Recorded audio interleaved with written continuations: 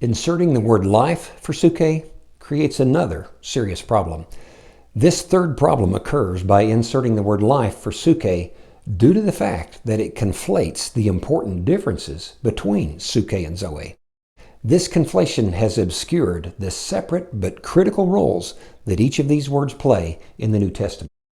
So the third obstacle that has occurred with Psuche's translation is that it has obscured Zoe. Let me explain. The word Zoe is one of the most influential words in the New Testament, especially and explicitly because of the way Jesus and the New Testament authors consistently use Zoe. Here's where the problem begins. Zoe occurs 135 times in the New Testament and is translated as life about 99% of the time. Psuche occurs 104 times in the New Testament and is also translated as life around 40% of the time. The obscurity occurs because the English reader cannot see that Jesus used two very different words in his teaching, because both words appear as the single word life. As a result, we are left unaware of the existence of these two different words and the profound impact of their meanings on the clarity of Jesus' message. This third problem has resulted in severe consequences that extend throughout Christian doctrine, heavily obscuring and distorting the profound truth that Jesus taught. This conflation of Psuche and Zoe has concealed Zoe, preventing the reader from understanding the powerful purpose of this word. This cover-up of Zoe is by far the biggest of the three Psuche problems, but each of these Psuche problems have enormous implications, and each problem is entangled with the other two.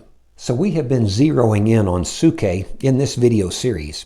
However, Psuche is not the main focus of my book, Eternal Zoe. While it is very important to remove the confusion that the splitting up of Psuche has generated, it is not as important as zeroing in on what Jesus did say. Jesus' focus was not primarily on Psuche. While he was very concerned about a person's Psuche, it was because he came to give Zoe to a person's Psuche. His focus was on saving a person's Psuche from eternal death by resurrecting them from the dead to give them eternal life, eternal Zoe. Jesus came to give you and me immortality. If you have not already done so, won't you accept his offer and follow him? The video that you just watched is one of 15 videos that are part of a free online course called Clarifying Psuche. This course takes about an hour to complete if you were to binge the videos, but it is self-paced if you'd like to break it up into shorter sessions. So you may be asking, what is Clarifying Psuche and why would I be interested in taking this course? Well, the Greek word Psuche is one of 7 key words frequently used by Jesus and the New Testament authors. Understanding these 7 key words is fundamental to clearly understanding the message of the gospel. In fact, Psuche is at the foundation or the base of these 7 key words. So it's absolutely vital for us to understand how Jesus and the New Testament authors consistently and intentionally use this word Psuche. The problem is that Psuche has been translated into English into 2 very different words with powerfully different meanings.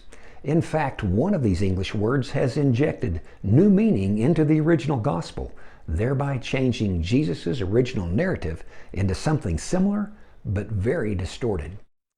And then in addition to this problem, Psuche has also been conflated with another, even more important keyword, Zoe. The Greek words Psuche and Zoe are 2 of the most important key words in the Bible. Yet in our English Bibles, the important roles that these 2 words played in defining the message of salvation is now impossible for us to see, because both of these words have been translated into the same word. This conflation of Psuche and Zoe has obscured the original purpose and intent of Jesus' teaching. I hope you'll join me in this free online course on Clarifying Psuche. There's a link below to sign up. Just click on Show More to see the link.